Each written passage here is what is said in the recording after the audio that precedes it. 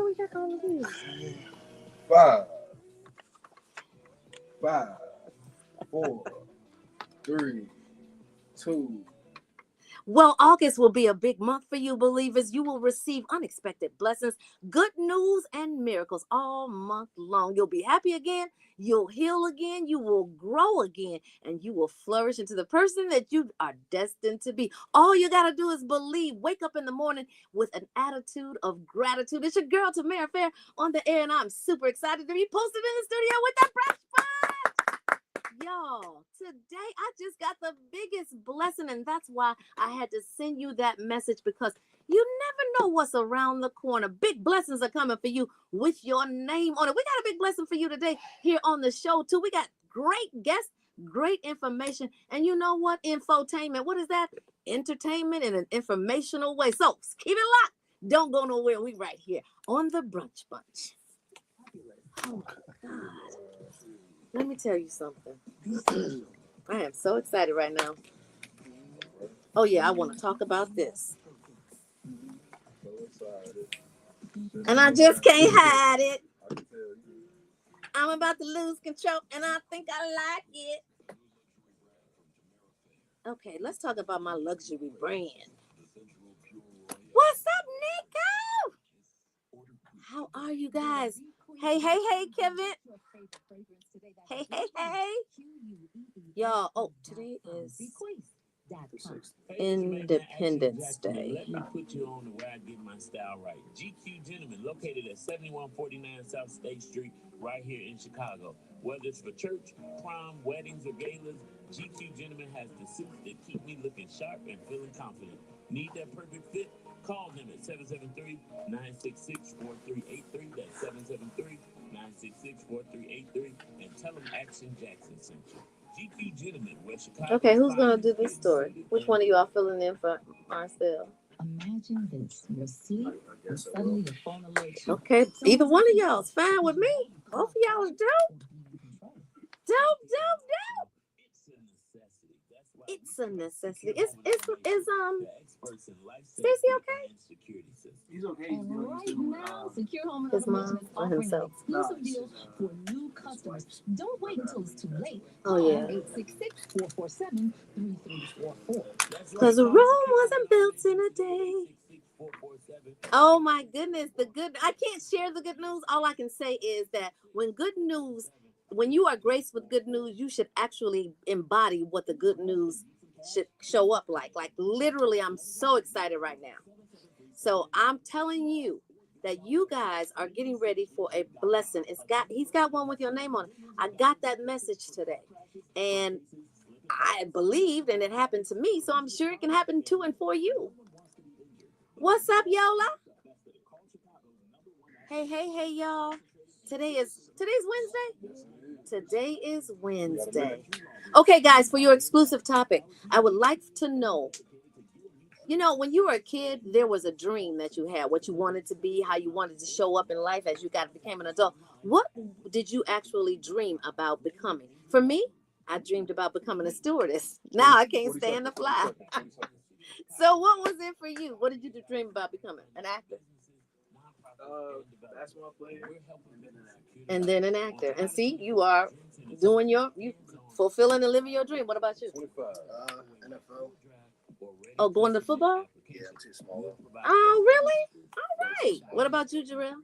I wanted to host 106 in Park. Hell yeah. Really? That's awesome. You can still do that. Is 106 in Park still a thing? You can make 107 and Forest. 107 and Forest. Let us help you secure the bag. We're in the room with Tamara Fair on the Brunch Bunch.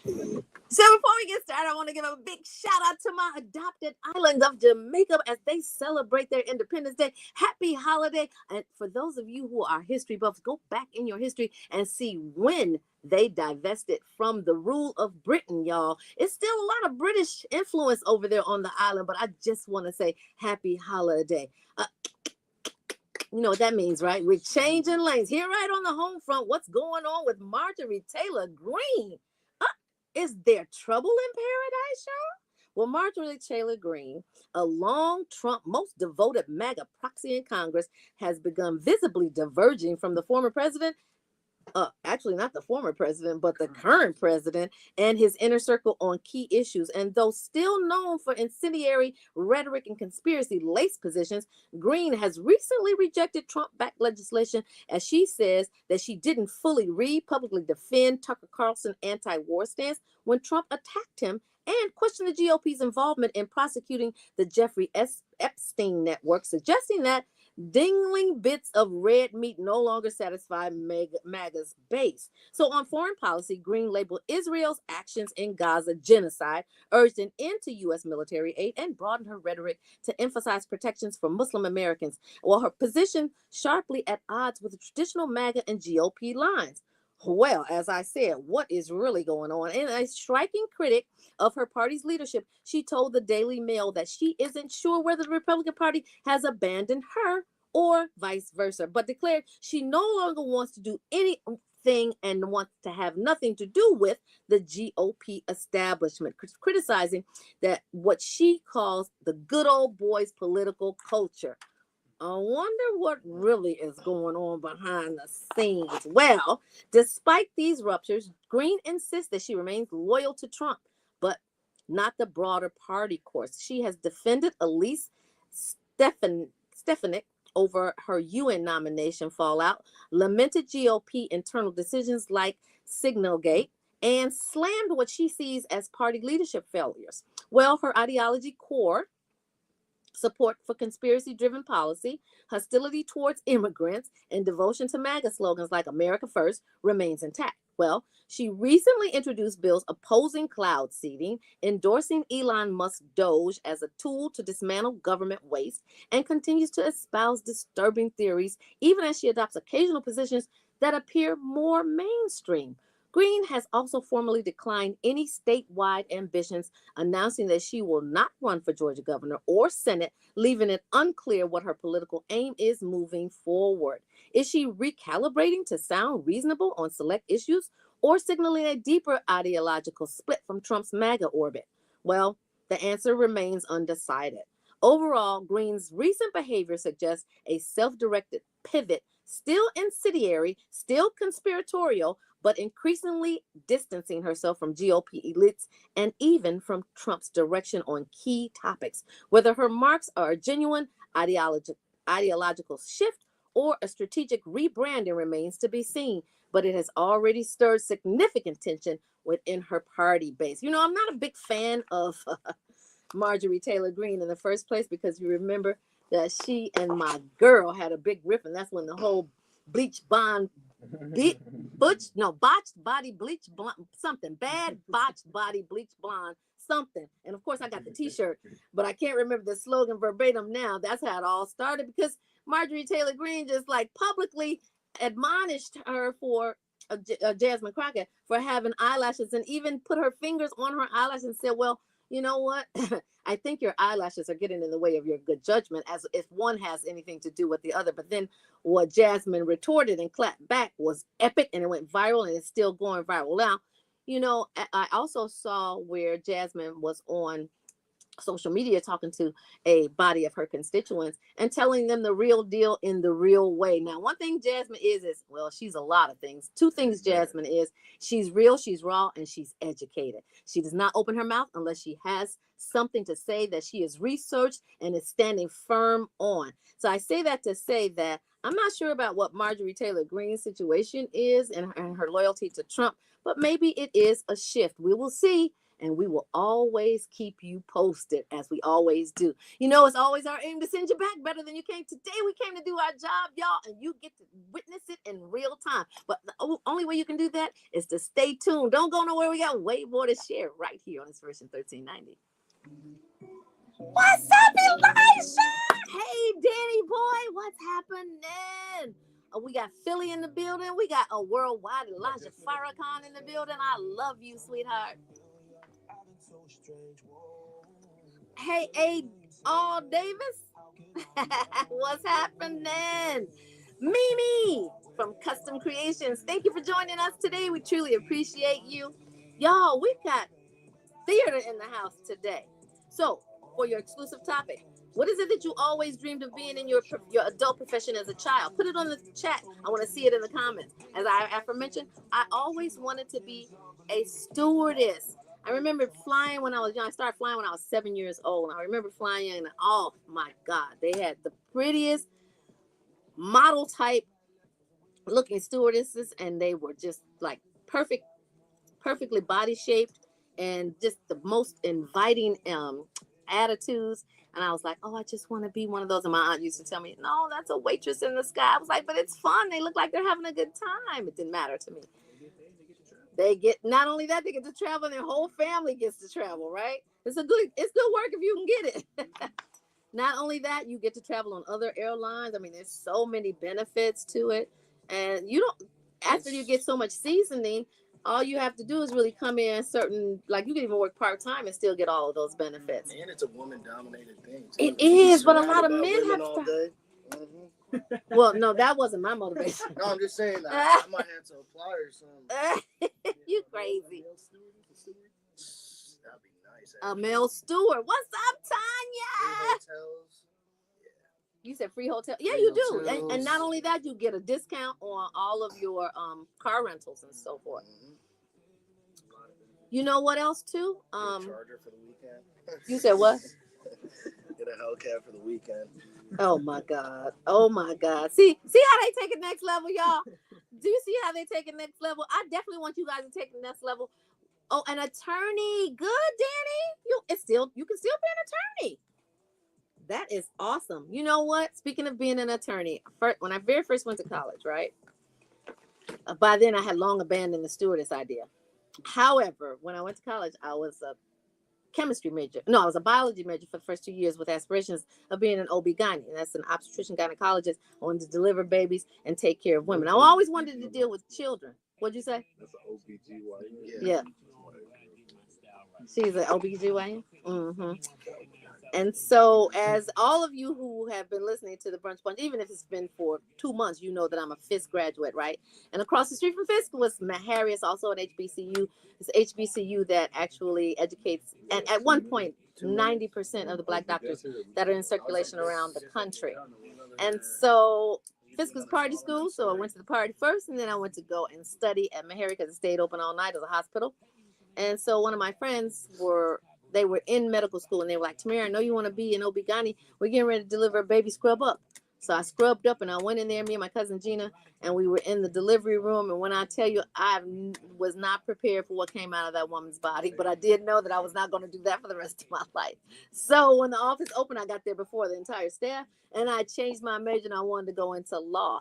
And then I plummeted the LSAT 2 times. I was like, let me do something different. And the Lord said, let you stop going in this circle. And he put me in childcare, and that's been where I've been ever since. And that's where I was supposed to be. So Elijah, you say you always wanted to be a minister? Well, that's what you are becoming. And it's in your blood. That's awesome. So how far are you from that, Attorney Brian and Minister Farrakhan? How far are you from that? You know what? When you think about what you have dreamed about your whole childhood, and then you start to compare it, where you are in your adulthood, sometimes it's just fun to see where the turns went, where you were shifted, because sometimes it's divine intervention that your shift happened, because maybe that was what you wanted. But of course, the adage is, if you want to make God laugh, you tell him your plans, right? Yeah, in fact, Minister Farrakhan said to me, Elijah, when I was talking to him about what I wanted to do, it's my junior year in college. And he said, well, what do you want to do tomorrow? I said, I want to be an OB-GYN. And he said, well, what about teaching? I said, I don't want to teach nobody nothing. And I said it just like that. I don't want to teach nobody nothing. He said, well, sometimes you're called to teaching, and sometimes you don't even know that that's what you're supposed to do until you're actually in it. Hey, Samaya! But look what happened. I went into teaching in my 20s, and here I have been doing that since then. And I'm only 25. What happened when? Oh, Wanton. Okay, gotcha. Y'all, so you know what? Sometimes just sit and think about what you thought you were going to do as opposed to what you are doing, and then Be grateful in whatever it is. Be grateful. And if you're not satisfied, if something is burning inside of you and telling you that the dreams of your yesteryear are still attainable, then go ahead and achieve them. Nothing's stopping you but you. God got you for sure. It's something you said about being an attorney, and I didn't. Okay, never knew you wanted to be an attorney. Yeah, I did. Now I hire attorneys because I stay in trouble. You know why? Because that mouth of mine, boy, it gets you every time, right? Steve James. No, you didn't call me that, man. I thought we was boys, Steve. Jamaica's in the building. Happy holiday, y'all.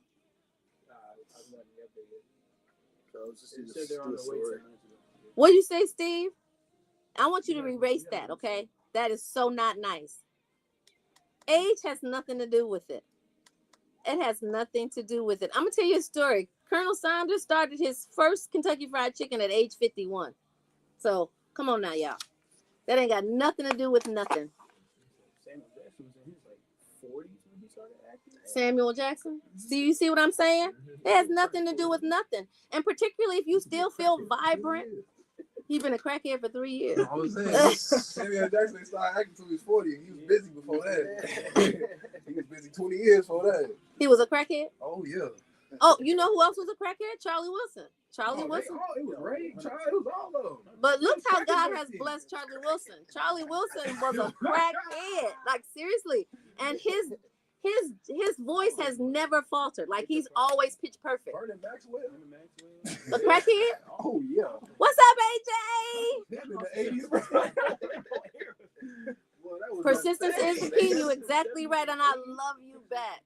No, I'm not calling you, AJ. I kept calling you and you didn't answer the phone. I'm trying to think if you don't think I got anything else to do but just keep calling you. No, sir. I'm kidding.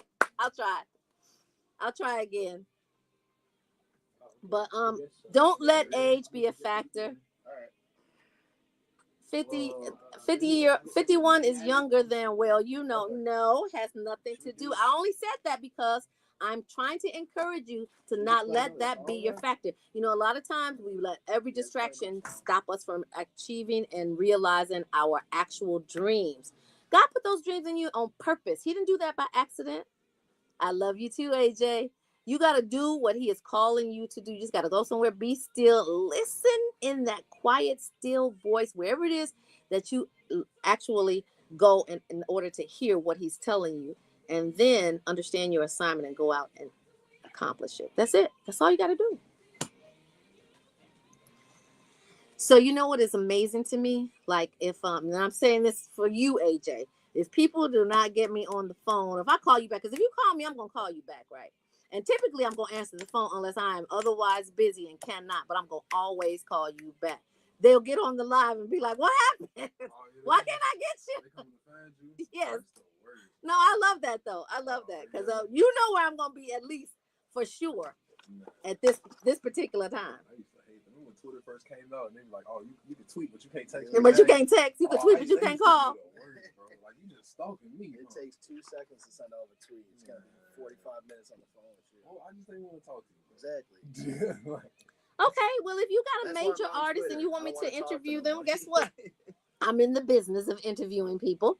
So I can do it. All you have to do is let me know. Send me the bio. Send me the date. Give me 3 dates that you have available. We will plug those 3 dates in. And this is not just for you, AJ. This is for anybody that has somebody that has a message that aligns with what we are doing, and that is uplifting the culture. We will definitely make sure that they have their minutes of fame so that they can have their hours of glory. So all you got to do is text me a bio and a picture, and we will get it cracking up in here because that's what we do here on the Brunch Bunch. Samira, you got nieces and nephews? I do. All right. Do they call you Auntie Samira? Auntie Tammy. All right. But they was kids when they started calling you that? Uh-huh. If you got like a new nephew or a new niece, do they got to call you Auntie Tamira or they just call you Tamira? And say this like new niece was like already 15. Uh-huh. Do they got to like refer to you as Auntie Tamira? See, I don't make none of them call me anything. Yeah. I don't know. They call, everybody call. In fact, I was at the Black Expo, and one of my nieces was there. I hadn't seen her in a while. She was like, Auntie Tammy. Yeah. And of course, if you calling me Auntie Tammy, I know you know And some of them are not my biological nieces, right? However, I love them like they are, and they love me like I am. But it doesn't matter, you know. Just call me. I started a lot of family drama over the weekend. What have you done? Because man, I got an auntie and she mad because I don't call her Auntie Tracy. But I'm like, she knew. She not new now, but she's been around like 15 years. But she knew but from when I life. met her, I was already a teenager. I was already 16, right? And so I never called her Auntie Tracy. But so now she's insisting it's a shift. Something happened. Well, I have aunties that I put auntie before their name. And so when we all at the family gathering, I go, hey, this Auntie Kim, and that's Tracy. And she looking like, well, I'm your auntie too. Why you don't call me auntie? But it's like, I'm not used to it. Right. She been my auntie since I was 2, like since I was born. Right. You know what I mean? You became my auntie when I was grown. She was married into the auntieship? I mean, they all was, but it's a matter of like when. Was you married in before I was born, or was you married in when I was a teenager? Like, the second auntie came in when I was a teenager, and she real big mad that I don't call her auntie. She big mad? Man, I'm talking about she started crying and everything. Yeah. Oh, she hurt. But for what though? Like, that's what I'm trying to understand. Like, you want, and I'm 31 years old. Like, you want me, a grown man, to call you auntie? That's incredible. I think it's relative though, and I think that's something you guys need to sit down and discuss, because it's not Hi, how are you guys? All right, now you better come on Broadway. You better show up like you mean it. What's going on? How y'all doing? Brandon, nice to meet you. All right, Brandon, how are you? I'm good. How are you? I'm good. Nice to meet Just 2 you. people on the mic, though. It's just two people on the two on mic. the mic. But do we have seats for every? Hi. I'm all set. This is Tamara Fair, who I just told you about. This is Brandon Lee Harris, who's playing Michael Jackson. You better come on. You better do some moves for me. And Devin Bowles is playing Joseph Jackson. Oh my God. Look at I'm it. scared already. That's a, oh my God. Oh my God. Y'all have a seat. Come on, get comfortable. You got anywhere specific? Yeah, wherever you sit. Specifically, wherever you sit. How you doing? How you doing? George, you can sit over here. Devin, man. I don't think we'll have time. Nice to meet you, brother. Yeah. So you gonna have another actor in, well, actually, creatives in the house, period. So this is our resident actor. Come on now. Yes, see, now you finish. Yeah, finish it. She the hype. I've been hyping it. Go ahead. Oh, no, you go ahead, George. You know I like your hype. I love your hype, honey. You're so funny. Tell the police about you. So Justice is a burgeoning, well, he's actually almost in seasoned state now, because he's been doing a lot of things, and he's a great actor too. So whenever we have Broadway in Chicago, he's just like mesmerized. Because you know, we were just talking, like, an exclusive story for our online listeners is, what were you dreaming about when you were a kid, and how does that resonate with what you are now, right? Yeah. Wow. And so one of his dreams was to be an actor, and now he's living his dream. A basketball player and actor. So now you'll get to play a basketball player. Come on in a now. film. Maybe one day. All right. But Joseph, I really don't want you sitting next to me. I'm scared. I don't do that. I'm a teddy bear. He's soft.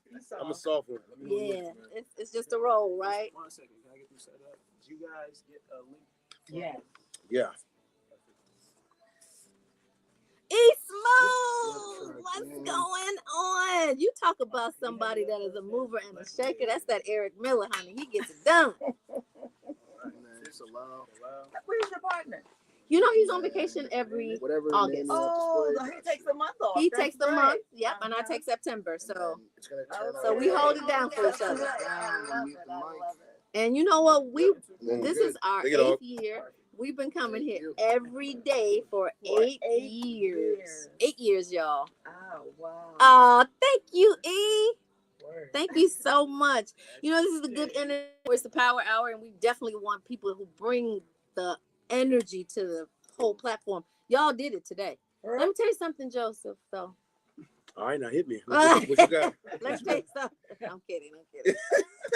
You know what? I had the opportunity to meet Joe Jackson, right? Really? Yeah, because, you know, I was stalking the whole Triumph tour. Yeah. So I had tickets to one night, and then I snuck in the next night. You heard me with nights. And so I snuck in, but and I snuck two there. I snuck two there, sweet, right? Whoa. And I met him, and his aura it was demanding, it was commanding, and it was a little dark, right? Yeah. Yeah, it was a little dark. So I know that was a not even difficult for an actor, but it was challenging because if you're not dark, and I know that your personality, I could feel the energy when you walked in is really like bubbly, and it's hard sometimes to actually bring that such a different dichotomy to life, right? So hats off to you. I mean, you obviously landed the role. Thank you. So. Come on, brother. Thank you. And Michael Jackson, are you singing to tracks or are you singing? I'm singing. You better come on. You singing? I'm singing. S-A-N-G. You know you're finna sing before we leave, right? Okay. Hold it. Now, to the other two fabulous people in the room, who are you? And number one, it's very nice that you're here. Thank you. We're the press agents for the show, so we do like all the press. We're the press agents for the show. You know, especially like a true press agent, right? Thank you. We're happy to have you. Thank you for having us. You're very welcome. I'll tell you what's going on. Well, obviously, I am not Action Jackson, but I am equipped to tell you what's going on, and we got something thrilling for you today. Joining us in the studio are two incredible stars from the national tour of the MJ the Musical. Yes, that's MJ, and I didn't mean Michael Jordan. I meant Michael Jackson the Musical, which is making its triumph return to Chicago this August at the James N. Nederlander Theater. First up, we've got our hometown talent, born and raised in Chicago, the electrifying Brandon Lee Harris, who takes and plays the role of Michael Jackson himself, and alongside him is a powerhouse, Devin Bowles, playing both Rob and Joseph Jackson. Well, bringing depth and soul to every one of these scenes, both of these powerhouses, and we are happy to have them. Let's give a big Brunch Bunch phenomenal welcome to these performers. Y'all, thank you so much. And before I even get into you all, I gotta give a shout out to my girl because she is almost single-handedly. Doris Davenport has transformed Chicago theater almost by herself, and guess what? It shows up. Absolutely. Look, Just she's been taking care of us. exactly On the stage, off the stage, in the audience, everywhere. Yeah, you are amazing. You are just simply amazing, and thank you for bringing these two incredible talents. Brandon, welcome home. Thank you so much. It feels so good to be home. It does. It does. Where have you been, and I what was your have journey back? Oh my God, I've been everywhere. You know, the tour we opened up in Chicago 2 years ago. Since then, we've gone across coast. We've been in the LAs and the San Frans and Seattle. We've gone south. We've gone to Atlanta, Texas, New Orleans. We've been everywhere. So it feels really nice coming back. Well, we're happy to have you. And Thank you. hello, you're playing one of the biggest stars in the world, and that's no small feat. So what was your process to capture his voice and, of course, the movement and his spiritual authenticity? Oh, great questions. I think the voice is something that I've always been doing my whole life. I grew up. So you've been Michael Jackson. I grew up listening to Michael. Michael is like my idol. He's the reason why I want to be a performer, artist, all the things. So like being able to play him at this point in my life too, and being able to portray such a pivotal part in his career. I play him from the ages of like 15, 16 to about 23, 24. And I call it like primetime Michael. It's him getting out of the Jacksons, starting his solo career. And it feels very parallel to just like my life outside of the show right now. So I really feel like I get to tap into something outside of myself. Mm-hmm. And then as far as dancing, we work with Rich and Tone Talawega, who come in and they basically authenticate all of our MJ moves. They worked with Michael. They were talent founded by Michael. And they come in and they really put like the Michael Jackson Bible on us. It's actually something so special. So we work really hard just across the board, trying to make sure we're doing it justice, making sure we're carving ourselves into this legacy appropriately. Okay, Brandon, give me the exclusive. What was the hardest move that you had to learn? Oh my God. Well, it was moonwalking for sure. Okay. But I'd probably say like that toe stand. I've got it down to science now, but did your feet bleed? Oh, them toes hurt. Them feet bleed like a ballerina. Come on, Brandon.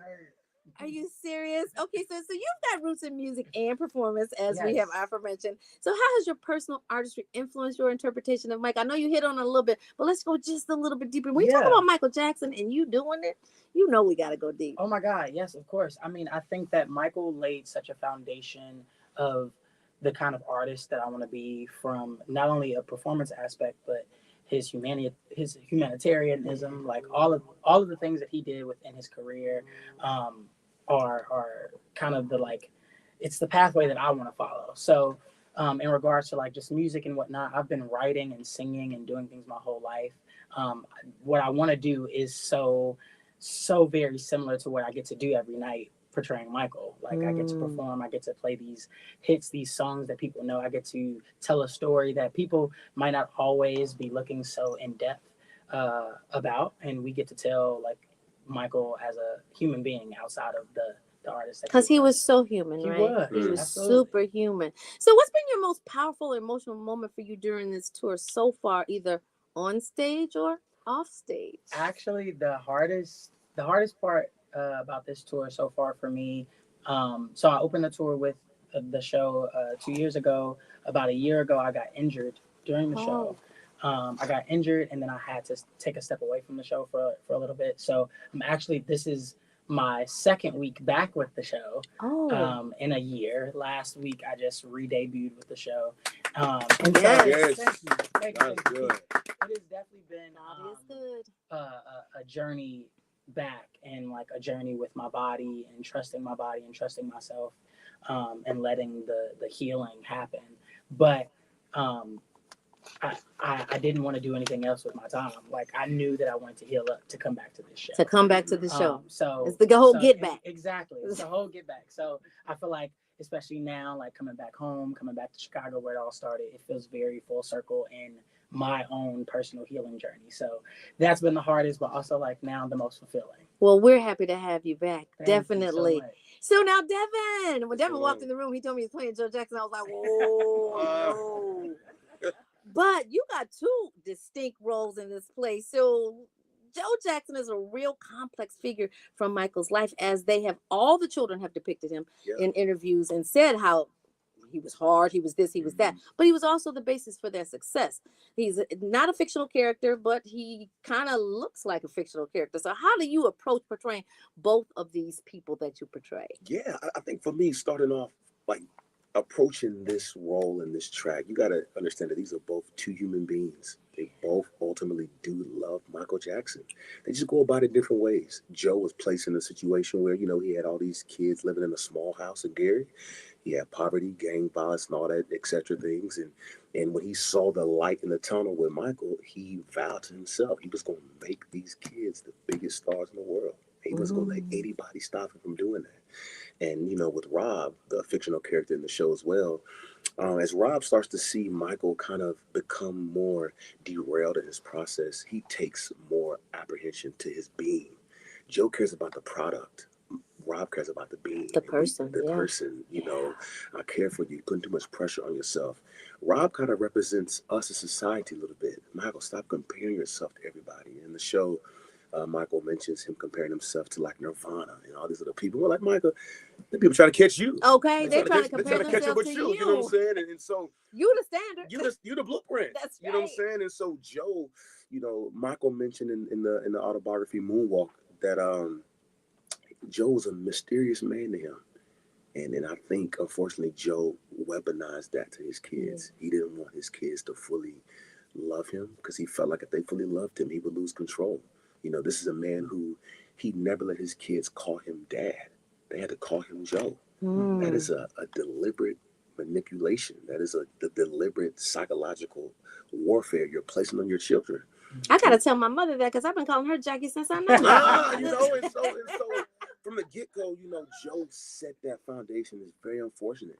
And later on, which we showcase in the show, when Joe starts to feel that Michael is becoming bigger than him, when Michael realizes I don't need him anymore, we see that, we sense that detachment in the show, and we really bring light to all that. We bring light to the family dynamic. We bring light to mentalities and themes of fear, perfectionism, all those things. And Joe is he definitely left an impact on Michael. I'll say, and the rest of us too. Yeah, yeah. So how do you approach portraying both his discipline, I'm talking about Joe now, Mm-hmm. and his flaws with balance that you need to portray on stage? Yeah, like so for me, I'm nothing like Joe Jackson. Clearly, right? But for me, I'm such an actor nerd, and I think it gives me somewhere to go. You know, for me, when I approach certain roles and characters, I always ask myself, how does Devin relate to these people? And that's a great question. How does Devin relate to Joe? Yeah, Joe Jackson. Yeah. For me, I've had parts of my life where I go through phases of fear. And I think ultimately Joe was afraid that his kids were going to be a failure like he deemed himself to be. Oh, Joe was a failed musician. Never thought about it like Joe that. was a failed boxer. And when you add kids and when you add poverty and when you add gang violence and you add the pressure of being black and talented, we say in the show that, Joe says specifically, there's going to be people who are going to resent you for this. All this warfare going on. And so for Devin, I've had phases in my life where I feared to step on stage, where I feared to place myself in vulnerable areas. Now, obviously, I'm not Joe, and I think we share way, way more differences than we do similarities. But as an actor, I love tapping into what makes these people tick. What's the human nature? Kobe Bryant taught me that. You can study the game all you want to, but the human nature, if you don't get that, you fail. Yeah. And so as my job, I got to understand with Joe, what about him made him discipline his kids like this? What about him made him love Catherine the way he thought he was? Mm-hmm. What about him made him the father that he thought he was, the husband, and the list goes on. There's a plethora of reasons. That backstory is something when you're trying to bring a character to life, isn't it? It's beautiful. Yeah. And the actors that we love, the Denzels, the Don Cheadles, the Sidney Poitiers, the people I study from and look up to, that's what they do. It's called shadow work. Yeah. And, I think Lynn Nottis has done a great job for us to showcase in 2.5 hours of stage time for decades of life and love and discipline. So I think, and my balance is just going home at night and knowing I'm not that. Yeah. You know what? But the whole purpose, I mean, there's a challenge in bringing these characters to life. But what has been the challenge of purging this character out of your life? Because sometimes you can resonate with a character and be like, yeah, I want to have a mean side like Joe. I don't think I'll leave that. Yeah. How's the challenge? Well, for me, like I continue to step into the part that, Joe was human. And oh my God, a friend told me a quote one time and it's really stuck with me. He was like, you got to give yourself and people grace because we are all being human beings for the first time. Yeah, that's true. And, my parents have been married 31 years. Mom and dad, shout out, love y'all. Yes. So I've had a great example of nothing but unconditional love in my life. That is awesome. So I can have a grand real estate of imagination of what that would not look like, know? But I go home, I play video games, I FaceTime friends, I detach.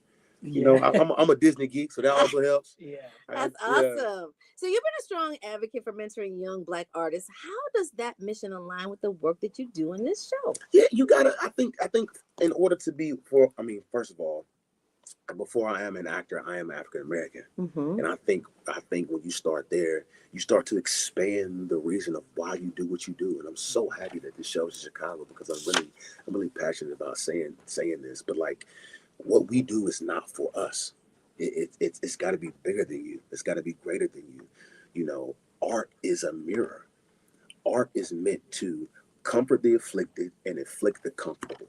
It's meant to move you. It's meant to shape you. It's meant to change you. When people walk into the Nederlander and they see MJ, I don't want nothing but them to walk back out and be visually, emotionally changed. I want them to see themselves in Michael. I want them to be like, I felt that.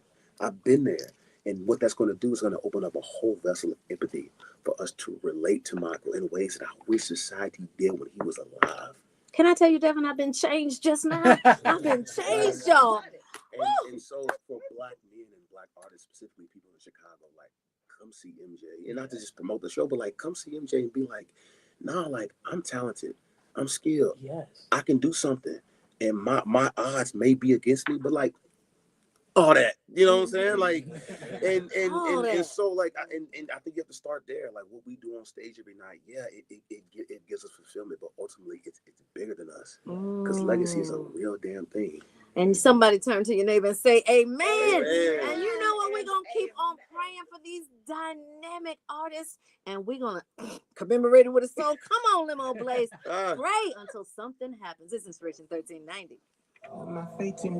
Oh, excellent. You guys are killing it. Killing it. Yes, I love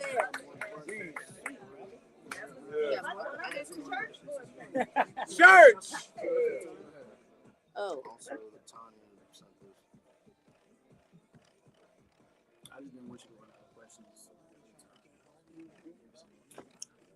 Oh my God. Brunch on Brunch. How long? Who came up with the title? Actually, no, it's Brunch Bunch. It's Brunch Bunch. So actually, one of my friends whose name is he's a comedian. Okay. B. Cole. He's the one who came up with it. B. Cole. B. Cole. You know who B. Cole is? No, you probably don't. You're from Chicago. Everybody else knows. B. Cole sound dope. B. Cole. He's a not only a comedian, but he's also a movie director. All work. Yeah. Look him up. B. Just the initial B. And so he was one of the co-hosts when we originally started, and then his demands took him elsewhere. So, but we kept the name, and so his legacy lives on. How long have y'all been in this studio? We've been in iHeart 8 years. 8 years. Yeah. We've been the Brunch Bunch for 9 years. Yeah, but we've been in iHeart for 8. Yep, it is such a pleasure to be able to have a platform to bring people that look like us and are doing things for us and delivering that message so us know what we got to do. Right? Exactly. And can do. Us know. I'm so proud of this young lady. Oh, my God. I am so proud of you. Let me tell you something. This lady right here changed my life. You talk about being changed. She changed my life because I've never been a nervous person typically. But I was always nervous when I talked to politicians, right? So I said, well, let me hire a media coach. And she changed my life in so many different ways than just media. She was like, Tamara, well, if let's just say you goof it. Let's say you botch it. So how's that going to change your life? Like, you are absolutely right. Unnecessary pressure. That is real. How is that going to change your life? Then I start thinking, I'm enough. Okay. I am enough. That's big. That you are. Yes, thanks to you. Yes, thanks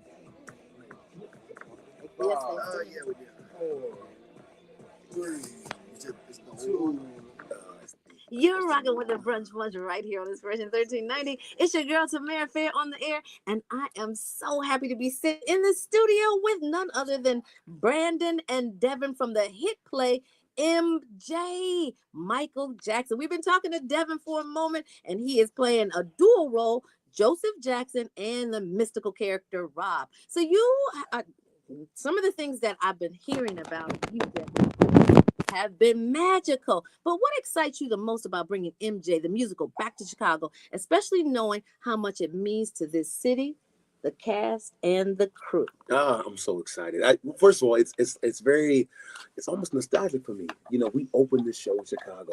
We were so hyped. The energy was so high. We had red carpets. People coming to support, but it was so high.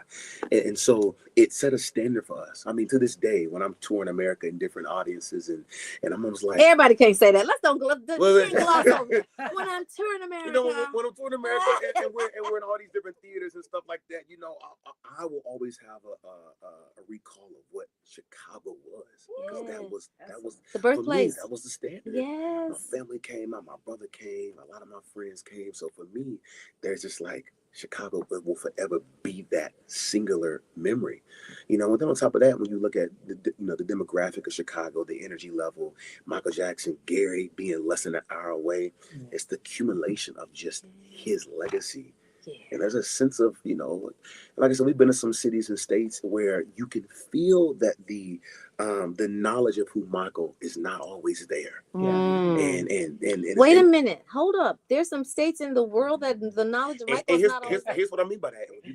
When you come see MJ, You know, there's some lines in the show that you really got to know Michael to know. One particular, we talk about Bubbles. Some people don't even know who or what Bubbles is. You know what I'm saying? And so I'm like, oh, so y'all know or y'all don't know. And from the get-go, you know, we as storytellers, we can feel their energy. And Chicago didn't miss a mark. So for those of you who've been sitting under a rock and don't know who Bubbles is, go ahead and tell the people. Bubbles.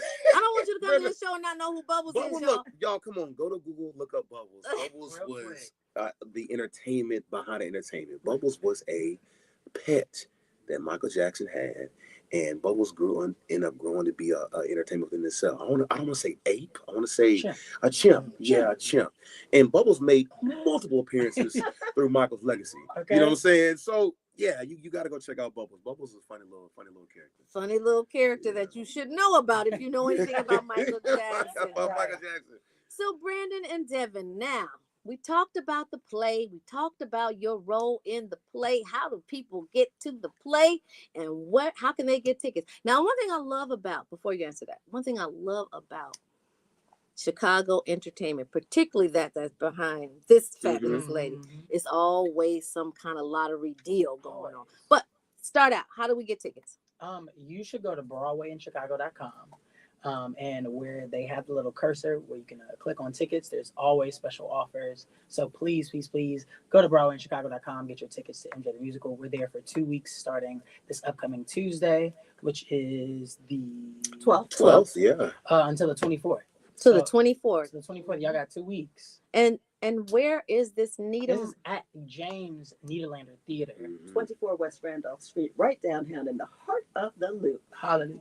You know what? For those of you guys who have not been there, I want you to come in your jeans. Make sure you don't put your bonnets and your pajamas on. Because I promise you, you will be on TV, but not for the right reasons. Okay, no. So you want to come in your almost best or best dress, because this is a fabulous theater, really. Devin, he already told us how we get tickets. What can the audience expect? Oh, my Lord. You expect a little bit of everything. Give me some everything. Give me some ingredients to everything composed. You can expect knowing more about who Michael was as a human. You can expect to relive your childhood memories of his discography. You can expect to see the costumes you always love and adore, from the MTV Awards, the Grammys, the VMAs, every vision, every era of Michael that you have grown to know. You're going to see it. You're going to see the iconic choreo, and you definitely going to hear some crazy vocals. We got some SANGers. We got some singers. We got some Joseph, what's going on? Can you sing? Yes, he can. Devin sing? I mean, because you sound like your talking voice sounds like you got a singing voice buried underneath. Buried underneath something. Yeah. Now I don't know if you do it, but you might want to. I'll sing a little bit. You do? Sing a little bit, no, that means he can sing. No, we really got like a whole estate of great entertainers and singers in this company, and it's something I'm amused and amazed and learning from every single night. The dancers, especially some of the industry's best dancers, are in this company, and we come together to really tell this story and celebrate the iconicness of Michael Jackson. Well, speaking of iconicness and Michael Jackson, Brandon, what's up? What I got? You know what you got to do. Now, if you come in, you got to bring Michael in Chicago to life right here on Inspiration 1390, the Brunch Bunch. And I don't want you to, don't give us the afternoon version of Michael. I'm talking about the nighttime, the right time. Nighttime, right time version. Yes. Give us your favorite song in this show. And it don't have to be long. No, I got you. Let me hold my gum out. Let me do that. We home.